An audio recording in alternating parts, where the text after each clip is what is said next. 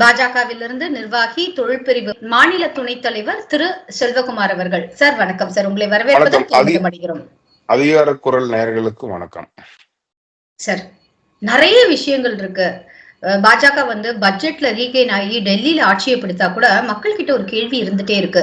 நீங்க income tax 12 லட்சம் அப்படிங்கறத ஒரு சின்ன மீனை போட்டு வேலை வாய்ப்பு அப்படிங்கிற அந்த பெரிய மீனை நீங்க முழுங்கிட்டீங்களோ அப்படிங்கிற ஒரு பார்வை இருக்கு. இது நம்ம இந்த பட்ஜெட்ல என்ன அறிவிப்பு வந்திருக்கு அப்படின்னு நம்ம தனியா பார்க்கணும். இப்ப வேலை வாய்ப்பை பொறுத்த வரைக்கும் கடந்த பட்ஜெட்ல கடந்த ஜூலை மாதம் மத்திய அரசுல மோடி அவர்கள் 3வது முறையாக வரலாற்று சிறப்புமிக்க 3வது முறையாக பதவி ஏற்றுக்கொண்ட பிறகு அந்த முதல் பட்ஜெட்ல என்ன சொல்றோம் அப்படின்னா இன்டர்ன்ஷிப் ஆரம்பிக்கிறோம், பிஎம் இன்டர்ன்ஷிப் ஆரம்பிக்கிறோம். அதுல இந்தியாவில் இருக்கிற டாப் 500 கம்பெனிஸ் அவங்க அதுல ஒரு காலேஜ் கிராஜுவேட்டை எடுத்து ட்ரைனிங் கொடுத்து அவங்களுக்கு அவங்க ஹையர் பண்ணிக்கலாம். அதற்கு தேவையான ஆதாரம் அந்த மாணவர்களுக்கு அந்த பட்டதாரிகளுக்கு மத்திய அரசு வழங்கும் அப்படிங்கிற மாதிரி திட்டம் கொண்டு வந்தாங்க. அதுல 1 லட்சம் மாணவர்கள் பதிவு பண்ணாங்க. அதுல இன்றைய தேதியில பார்த்தோம் அப்படின்னா பிப்ரவரி 5ஆம் தேதி நமக்கு 26,000 பேர்த்துக்கு ஆஃபர் லெட்டர் கொடுத்திருக்காங்க. வேலை வாய்ப்பு உறுதி செய்யப்பட்டிருக்கு. அதாவது 1 லட்சம் பேரை எடுத்து 6 மாசம் ட்ரெயின் பண்ணி அதுல 26,000 பேர் வேலைக்கு எடுத்திருக்காங்க. சோ அந்த திட்டம் ஏற்கனவே நடைமுறையில இருக்கு. அதனால நமக்கு அது போன பட்ஜெட்ல சொல்லியாச்சு. அதே சமயம் வேலையை பொறுத்த வரைக்கும் இன்னொரு திட்டத்தை நம்ம பார்க்கணும். கோவிட் காலகட்டத்துல PLI அப்படின்னு ஒரு ஸ்கீம் கொண்டு வந்தாங்க, ப்ரொடக்ஷன் லிங்க்டு இன்சென்டிவ்ஸ். அதாவது நம்ம ஒரு மாநிலத்துல உற்பத்தி பண்ற பொழுது உற்பத்தி பண்ணி ஏற்றுமதி பண்ணாலும் இல்ல உள்நாட்டுல விற்பனை பண்ணாலும் அந்த உற்பத்தியின் அடிப்படையில மத்திய அரசு ஊக்கத்தொகை கொடுக்குறாங்க. அந்த திட்டத்துல இன்னைக்கு நம்ம உலகம் ஃபுல்லா இருக்கிற ஐபோன்ல நம்ம 20% வரைக்குமான ஐபோன் இந்தியாவில உற்பத்தி ஆகுது. இப்ப நான் சென்ற மாதம் அமெரிக்கா போயிருந்தப்போ அன்னைக்கு நம்மளுடைய நண்பர் ஒருத்தர் ஒரு மாநிலத்துல ஒரு கடையில போய் ஐபோன் வாங்குறாரு. அந்த ஐபோன் நம்ம திருப்பி பார்த்தோம்னா மேட் இன் இந்தியான்னு இருக்கு. அப்ப இன்னைக்கு அமெரிக்காவுக்கு தேவையான ஐபோன்ல 15 to 20% இந்தியாவில இருந்து ஏற்றுமதி செய்யப்படுது. ஸோ இன்னைக்கு நம்ம உலகம் ஃபுல்லா இந்தியாவில இருந்து போன் போறதளவுக்கு நம்ம முன்னேறி இருக்கிறோம். அதுக்கு காரணம் PLI. அது வேலை வாய்ப்பை அதிகரிக்குது இந்தியா முழுக்க எலக்ட்ரானிக்ஸை பொறுத்த வரைக்கும். அதே சமயம் இவி கார்கள் இப்ப 2 வீலர் இன்னைக்கு அதிகமா வருது. அதற்கான இது வரைக்கும் இருந்த இறக்குமதி வரி, அந்த பேட்டரிக்கான மூலப்பொருள் இறக்குமதி வரி இன்னைக்கு குறைச்சிருக்காங்க. அதுவும் மறைமுகமாகவும் நேரடியாகவும் பல ஆயிரக்கணக்கான வேலை வாய்ப்பு உருவாக்குன்னு சொல்றாங்க. இது போல தொழில் துறைகளுக்கு இப்போ MSME செக்டர்ல நம்ம கடன் வழங்குற அந்த லிமிட்டை 5 to 10 கோடி பண்ணியிருக்காங்க. ஒரு உதயம் போர்ட்டல், மத்திய அரசோட MSMEக்கான ஆதார் போர்ட்டல்னு சொல்றோம். உதயம் போர்ட்டல்ல பதிவு பண்ண கம்பெனிகளுக்கு 5 லட்சம் வரை கிரெடிட் கார்டு தராங்க. ஸோ அது போல சுய தொழில் முனைவோர் ஊக்குவிக்கிறதுக்கு பல்வேறு திட்டங்கள் இந்த பட்ஜெட்ல இருக்கு, போன பட்ஜெட்ல இருக்கு, கோவிடுக்கு அப்புறம் பட்ஜெட்ல கொண்டு வந்தது இன்னைக்கும் தொடர்ந்து வந்துட்டே இருக்கு. இப்ப இன்னைக்கு உலகத்துல வேகமாக வளரக்கூடிய மிகப்பெரிய பொருளாதார நாட்டுல ஒன்னா நம்ம வந்திருக்கோம். 5வது இடத்துல இருக்கோம், 3வது இடத்தை நோக்கி நம்ம போயிட்டு இருக்கோம். அமெரிக்கா, சைனா, இந்தியா அப்படிங்கிற 3வது இடத்தோட இலக்கை நோக்கி போயிட்டு இருக்கோம். அதனால வேலையை பொறுத்த வரைக்கும் இது தொடர்ச்சியா வர்ற பட்ஜெட். இந்த பட்ஜெட் மட்டும் நம்ம தனியா எடுத்து பார்க்க முடியாது.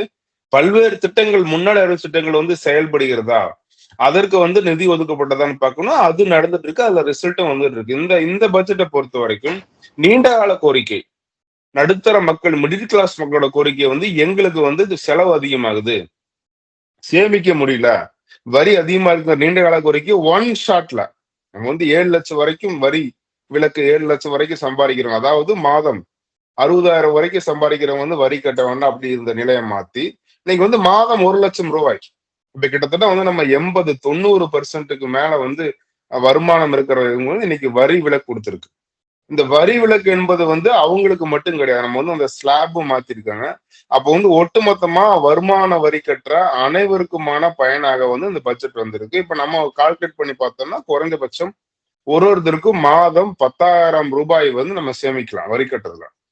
அந்த பணம் எங்க போகணும் பாருங்க, அவர்களுடைய வாழ்க்கை தரத்தை மேம்படுத்துவதற்கும் கூடுதலாக சேமிப்பதற்கும் போல. அவங்க அடிஷனலா பள்ளி குழந்தைகளுக்கான கல்வியில செலவு பண்ணலாம், ஹோட்டல்ல போய் அதிகமா செலவு பண்ணலாம், டூரிசம் போலாம். இது நம்ம ஒட்டுமொத்த பொருளாதாரத்துல இன்னைக்கு இந்த வரியிலிருந்து வர்ற சேமிப்பு மட்டுமே 1 லட்சம் கோடி கூடுதலாக மக்கள் செலவோ இல்ல முதலீடோ பண்ண போறாங்க. அதனால நமக்கு முதலீடு பண்றதுனால வர தொழில்கள் வளரலாம். பேங்குக்கு வந்து நிறைய பணம் போலாம். அதுல இருந்து அவங்க கடன் கொடுக்கலாம். அது மாதிரி வந்து இது ஒரு நம்ம செயின் எஃபெக்ட்னு சொல்றோம். இந்த எஃபெக்ட் வந்து நம்ம அடுத்த ஒரு வருடம் கழிச்சு பார்க்கும்போது 2025-26 நிதியாண்டு முடியும் பொழுது இதனோட தாக்கத்தை முழுமையா நம்ம பார்க்கிறோம். ஒட்டுமொத்த மக்களுக்கு வந்து மக்கள் கையில பணத்தை கொடுக்கறதுக்கான பட்ஜெட்டா இந்த பட்ஜெட்டை பார்க்கலாம். இந்த பட்ஜெட்டோட தீம் வந்து மிடில் கிளாஸ். மிடில் கிளாஸுக்கான டாப் கிளாஸ் பட்ஜெட்டாக இந்த பட்ஜெட்டை போட்டிருக்கோம். அப்படிதான் பார்க்கணுமே ஒழிய நீங்க எல்லா பிரச்சனையும் வந்து கொண்டு வர முடியாது. வேற வந்து எடுத்த முயற்சிகள் தொடர்ந்து வருதா, அதோட தாக்கம் இருக்கா, பொருளாதாரம் வளர்ச்சி இருக்கான்னு நம்ம பார்க்கணும். தனித்தனியா வந்து ஒரு ஒரு பட்ஜெட்லயும் வந்து அனைத்து துறைகளையும் வந்து கவர் பண்ண முடியாது. இந்த ஆண்டுக்கான தீம் மிடில் கிளாஸ். இந்த வேலை வாய்ப்புக்கு இந்த அரசு வந்தோடனே வந்து அதுக்கான முயற்சி தொடங்கிட்டாங்க. அப்படிதான் நம்ம பார்க்கணும். சார், கடந்த அதாவது லண்டன் போயிட்டு வந்த பிறகு தமிழக பாஜக தலைவர் அண்ணாமலை வந்து கொஞ்சம் ஒரு சட்டிலான ஒரு அரசியலை செய்தது போல எங்களுக்குலாம் பாக்குறவங்களுக்கு அப்படி தோணியது. மேபி உங்களுக்கு எப்படின்னு தெரியல. பட் ஸ்டில் கடந்த 2 நாட்களாக இந்த மும்மொழி கொள்கை அதுல வந்து ரொம்ப ஃபயரியான ஸ்பீச்சும், இன்னும் சொல்ல போனா பொதுவாகவே இந்த மேடை பேச்சுக்கள்ல கொஞ்சம் இறங்கி வந்து பேசுறது வந்து எந்த திராவிட கட்சியா இருந்தாலும் பேசுவாங்க, பேச்சாளர்கள் பேசுவாங்க. அந்த மாதிரி தமிழக பாஜக தலைவர் அண்ணாமலை அவர்கள் வந்து கொஞ்சம் இறங்கி வந்து நிறைய பேசியிருக்காரோ, இதை நீங்க எப்படி பாக்குறீங்க? இது வந்து அதிரடி இறங்கி அடிக்கிறதுங்கன்னு வச்சுக்கலாம். கிரிக்கெட்ல வந்து அந்த மேட்சோட சினாரியோ எப்படியோ அதற்கு அந்த மாதிரி நம்ம ஸ்ட்ராட்டஜி மாத்தணும். நம்ம வந்து ஒரு சில இடத்துல பொறுமையா போல, ஒரு சில இடத்துல வந்து வேகமா போல. இன்னைக்கு வந்து அவர்களுடைய தொடர்ச்சியாக வந்து அவங்க திமுக வந்து பாமர மக்களை, குறிப்பாக வந்து ஏழை மக்களை வந்து அரசு பள்ளிகளுக்கு அனுப்புற மக்களை வந்து ஏமாத்தி ஏமாத்தி அரசியல் பண்றாங்க. மும்மொழி கொள்கையை வந்து நாங்க எதிர்க்கிறோம்.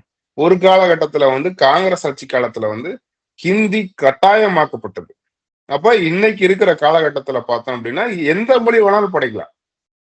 இப்ப திமுக வந்து அதை வந்து யாருமே சொல்லாம இந்தி அப்படிங்கிற ஒரே ஒரே புள்ளியில வந்து நிக்கிறாங்க. பட் மத்திய அரசோட கல்வி கொள்கையை பொறுத்த வரைக்கும் 3வது மொழியாக ஒன்றை படிக்க வேண்டும். அந்த மொழி இந்திய மொழிகளில் எதுவாக வேண்டும் என்றாலும் இருக்க வேண்டாம். அது வந்து தெலுங்கா இருக்கலாம், அது வந்து கன்னடமா இருக்கலாம், அது வந்து உருதா இருக்கு. உருது வந்து இன்னைக்கு உருது பள்ளிகளுக்கு தமிழக அரசு நிதி கொடுக்குறாங்க. அதை நம்ம மத்திய அரசு எதுக்கல.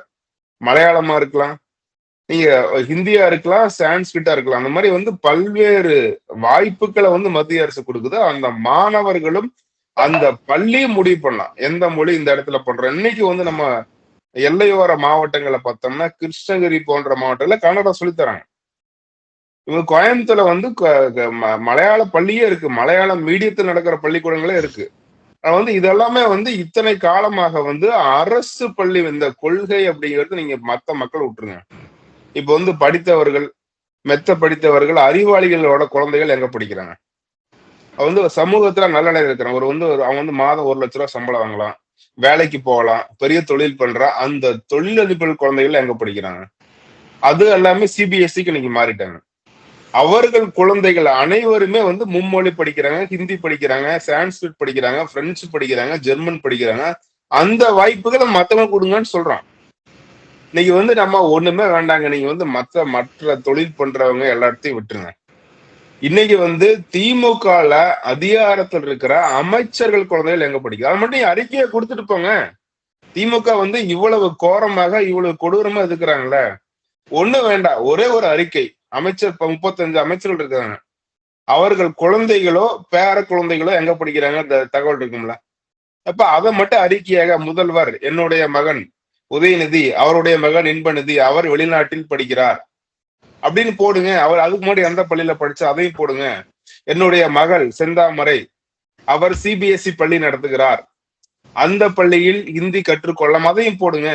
அப்ப 2வது அமைச்சர் 2வது துரைமுருகன் சார், அதுதான் தமிழக பாஜக தலைவர் அண்ணாமலை ஆல்ரெடி செஞ்சுட்டு இருக்காரு சார். இல்ல அது நீங்க அறிக்கையா கொடுங்க. இப்ப நம்ம கேட்கறது எல்லாமே வந்து அமைச்சருடைய குழந்தைகள், அமைச்சருடைய பேர குழந்தைகள் எந்த பள்ளிக்கூடத்தில் எந்த கல்வி முறையில் படிக்கிறதோ அதே கல்வி தரத்தை பள்ளி கல்வி அமைச்சரோட பையன் தமிழ் படிக்காம பிரெஞ்சு படிக்கிறான். அதுக்கு என்ன பதில் இருக்கு அவங்ககிட்ட? அப்போ வந்து வந்து ஒரு தட்டு மக்கள் வந்து வேணுங்கிறத வந்து படிச்சு நல்ல கல்வி படிச்சு உலகம் ஃபுல்லா போவாங்க. வசதி இல்லாத மக்கள், அரசு பள்ளிகளை நம்பி இருக்கிற மக்கள் வந்து தொடர்ச்சியாக வந்து இவர்களோட இருமொழி கொள்கை மட்டுமே படிக்கணுமா? இன்னைக்கு வந்து கல்விங்கிறது உணர்வு தாண்டி இன்னைக்கு தொழில் செய்வதற்கு, வேலைக்கு போறதுக்கு தேவையான ஒரு ஸ்கில்லா இருக்கு. ஸ்கில்லா பார்த்துட்டு போங்க. அப்படியே இந்தி மொழியோ கன்னட மொழியோ தெலுங்கு மொழியோ நீங்க அதுல ஆராய்ச்சியெல்லாம் பண்ண வேணாம். அவங்களுக்கு பேச படிக்க எழுத கத்து கொடுத்துட்டு போங்க. 1000 சப்ஜெக்ட் படிக்கிறாங்க. எத்தனை வகையான சப்ஜெக்ட் இன்னைக்கு இருக்கு. அப்ப அது இதையும் சொல்லி கொடுத்துட்டு போனா அவங்களுக்கு ஈஸியாக அவங்க வந்து தமிழ்நாட்டை தாண்டி மற்ற ஊர்களுக்கு சென்று மற்ற மாநிலங்களுக்கு சென்று வேலை செய்யறதுக்கு அவனுக்கு உதவியா இருக்கும். இன்னைக்கு வந்து இது ஒரு பிசினஸ் ஸ்கில்லா பார்க்கணும். இன்னைக்கு வந்து அவனுக்கு வேலைக்கு போறதுக்கு தேவையான ஒரு ப்ரொஃபஷனல் ஸ்கில்லா கொண்டுட்டு வாங்க. இது உணவுபூர்வமா தமிழுக்கு போட்டி ஏன் பார்க்கணும். தமிழ்ல நீங்க ஆராய்ச்சி பண்ணுங்க. தமிழ் அப்படிதான் அவங்க தமிழ்ல சொல்லி தராங்க.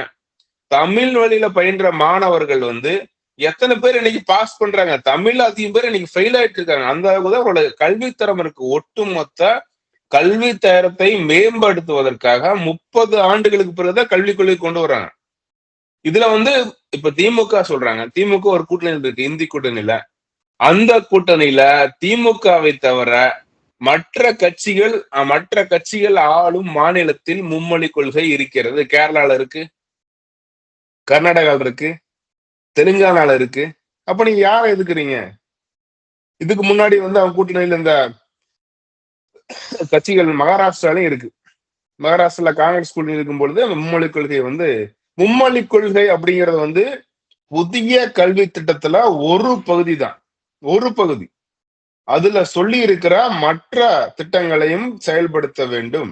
ஆக மொத்தம் ஒட்டுமொத்த கல்விக் கொள்கையாக செயல்படுத்துவதற்கு அப்படி படிச்சா வந்து இவர்களுடைய தனியார் கல்வி நிறுவனங்கள், தனியார் பள்ளிகளுக்கு போட்டியாக அரசு பள்ளி வந்துவிடக்கூடாது அப்படிங்கிறதுக்கான அந்த முயற்சியில தனியார் பள்ளிக்கூடங்கள் செய்யும்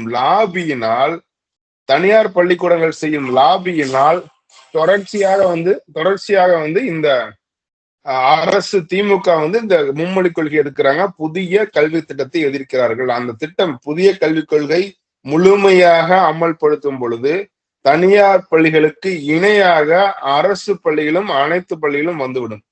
அதை எதிர்க்கிறதுக்காக தான் பண்றாங்க. இது ஒரு தனியார் பள்ளியோட லாபியா நம்ம பார்க்கணும். சார், நீங்க தனியார் பள்ளியுடைய லாபின்னு சொல்றீங்க. ட்விட்டர்ல கெட் அவுட் மோடிக்கு எதிராக கெட் அவுட் ஸ்டாலின் அப்படிங்கறத நீங்க ஒண்ணு ட்ரெண்ட் பண்ண போறீங்கன்னு சொல்றீங்க. அந்த இலக்கை அச்சீவ் பண்ணிட்டீங்க. அதை தாண்டி வந்து பாத்தீங்கன்னா நேற்றே வந்து நீங்க 2 பேரும் வார்த்தை பொருள் ஈடுபட்டு இருக்க, இன்னொருத்தவங்க வந்து get out Modi and Stalin 2 பேருமே சேர்த்து போடுறாங்க. இதை எப்படி பாக்குறது? இந்த மாதிரி ட்விட்டர்ல மட்டுமே நம்ம வந்து அரசியல் செஞ்சா போதுமா? மக்களுக்கான களத்துல அரசியல் செய்யற நீங்க இன்னுமே கூட எப்ப யதார்த்த அரசியலுக்கு வர போறீங்க சார்? இது வந்து நமக்கு இந்த ட்விட்டரை பொறுத்த வரைக்கும் இன்னைக்கு வந்து அரசியலின் போக்கை நிர்ணயிக்கூடிய இடத்துல வந்து சோசியல் மீடியா இருக்கு. அதுல வந்து மற்ற மீடியாவை விட ட்விட்டர் வந்து ஒரு ஃப்ரண்ட் எண்ட்ல இருக்குன்னு நம்ம சொல்லலாம். இன்னைக்கு வந்து அமெரிக்கா அரசியல கூட ட்விட்டர் மிகப்பெரிய மாற்றத்தை கொண்டு வந்திருக்கு. சமூக வலைதளங்கள் முக்கியமானது. நீங்க சொல்ற கருத்துல வந்து களத்தில் வர வேண்டும் அப்படிங்கிற அந்த கருத்துக்கு மாற்று கருத்தே இல்ல. அதற்கு வந்து இன்னைக்கு வந்து நம்ம தமிழகம் முழுக்க பாஜகவை பொறுத்தவரை புதிய நிர்வாகிகள் வந்து பதவியேற்று வர்றாங்க. மத்த கட்சியை கம்பேர் பண்ணும்போது களத்துல அதிகமா இருக்கிறது நீங்க, அதாவது பாஜகவினர் அப்படிங்கறதையும் ஒத்துக்கொள்ளதான் வேண்டியதாக இருக்கு. எங்க ஒரு சமூக பிரச்சனையாக இருந்தாலும் சரி, இல்ல மக்களுக்கு ஏதாவது தேவையா இருந்தாலும் சரி, உங்களை பார்க்க முடியுது. நான் அதெல்லாம் இல்லைன்னு சொல்லல. பட் ஸ்டில் அந்த மாதிரி ஒரு களவொர்க் இருக்கும்போது இந்த மாதிரி ஒரு ட்விட்டர் அரசியலும் அவசியமா? ட்விட்டர் மட்டுமல்ல, சமூக ஊடகங்கள் அரசியலுங்கிறது மிக மிக கட்டாயம். இன்னைக்கு வந்து traditional medias, print medias, TV எல்லாமே வந்து ஒரு அரசியல் சார்பற்றதாக தமிழகத்தை பொறுத்தவரை சேட்டலைட் டிவி எல்லாமே ஒரு குடும்பத்தின் கட்டுப்பாட்டுல இருக்கு. மற்ற ஒரு செய்தி ஊடகங்கள் அனைத்துமே ஒரு கட்சியின் கட்டுப்பாட்டுல சென்று விட்டது. அதனால இன்னைக்கு சமூக வலைதளங்கள் இன்னும் வந்து நேர்மையா இருக்கு. அதுல வந்து நம்ம சொல்ல வேண்டிய கருத்தை வலுவா சொல்ல முடியும். சமூக வலைதளங்களுக்கு அப்படின்னு ஒரு தாக்கம் இருக்கு. அதனால வந்து அவர்கள் செய்யும் பொழுது எதிர்வினை ஆற்ற வேண்டியது நம்மளுடைய கட்டாயமாகுது. அப்ப வந்து அதை முடிவு செய்யும். இன்னைக்கு வந்து நம்ம முன்னாடி மாதிரி கிடையாது. சமூக வலைதளங்கள் ஒரு நாட்டின் அரசியல் முடிவுகளை பாதிக்கூடிய அளவுக்கு இன்னைக்கு வந்திருக்கு. ஆனா வந்து இது வந்து நம்மளுடைய திட்டத்துல ஒரு அங்கமா தான் நம்ம பார்க்கிறோம். ட்விட்டர்ல ட்ரெண்டிங் பண்ணா மட்டுமே நம்ம ஆட்சிக்கு வர முடியும் அப்படிங்கிறது கிடையாது. அதையும் தாண்டி மக்களிடம் சென்று சந்திக்க வேண்டும். மக்களிடம் தாக்கங்களை இப்போ வந்து மும்மொழி கொள்கை இன்னைக்கு ஏன் தேவை? இன்னைக்கு வந்து நமக்கு தமிழகத்துல வந்து 1 கோடிக்கு மேற்பட்ட வட இந்தியர்கள் வந்து வேலை செஞ்சுட்டு இருக்காங்க. பல்வேறு தொழில் இன்னைக்கு வந்து அவர்கள் இல்லாமல் எந்த பெரிய நிறுவனம் இயங்க முடியாது அப்படிங்கிற கட்டாயத்தில் இருக்கும். ஆக அவர்களோட பேசுவதற்காவது ஒரு மொழி தேவைப்படுது நமக்கு. நம்ம வந்து நம்மளை இந்திய அடிமைப்படுத்தி விடும் அப்படிங்கிற பயத்தையும் தாண்டி நமக்கு திறமை இருக்கு, நமக்கு தகுதி இருக்கு, நம்மளுடைய கூடுதலா ஒரு தகுதி இருக்கும் பொழுது நம்மால் மற்ற மாநிலங்களை சென்று அவர்களிடம் தொழில் செய்ய முடியும். நம்மளுடைய வளர்ச்சிக்கான ஒரு ஒரு கூடுதல் ஸ்கில்லாக ஒரு ஆயுதமா தான் இந்திய பார்க்கணும் ஒழிய இந்திய வருது நம்மளை அடிமைப்படுத்தணும் அந்த கட்டத்துல நமக்கு கிடையாது. ஆமா அதை தாண்டி எங்கேயோ போயாச்சு. இன்னைக்கு வந்து நம்ம உலகம் ஃபுல்லா இங்க இருந்து போனவங்க வந்து அமெரிக்கால போய் மிகப்பெரிய நிறுவனத்துல தலைவர்களா இருக்கிறாங்க. இப்ப இங்க இருந்து போய் மத்த நாட்டுல வந்து பல்வேறு நாடுகள்ல உலகம் முழுக்க தமிழர்கள் இருக்காங்க. நம்மளை வந்து எந்த மொழியாலும் அடிமைப்படுத்த முடியாது அப்படிங்கிற தன்னம்பிக்கை வேணும். அந்த தன்னம்பிக்கை இல்லாதவர்கள் வரக்கூடாத நினைப்பவர்கள் தான் வந்து இந்த திட்டத்தை எதிர்க்கிறத நான் பாக்குறேன். இது வந்து அந்த ஒட்டுமொத்தமாக அது ஒரு மொழி அப்படின்னு பேசக்கூடாது. புதிய கல்விக் கொள்கை வேணுமா வேண்டாமா அப்படின்னு விவாதம் பண்ணும். அதை வந்து சுருக்கி அதுல 1000 அம்சங்கள் இருக்கு, ஆயிரக்கணக்கான அம்சங்கள் இருக்கு. அதை சுருக்கி ஒரு ஒற்றை கேள்வியாக மாற்றுவது தவறு அப்படிங்கிறது என்னுடைய கருத்து.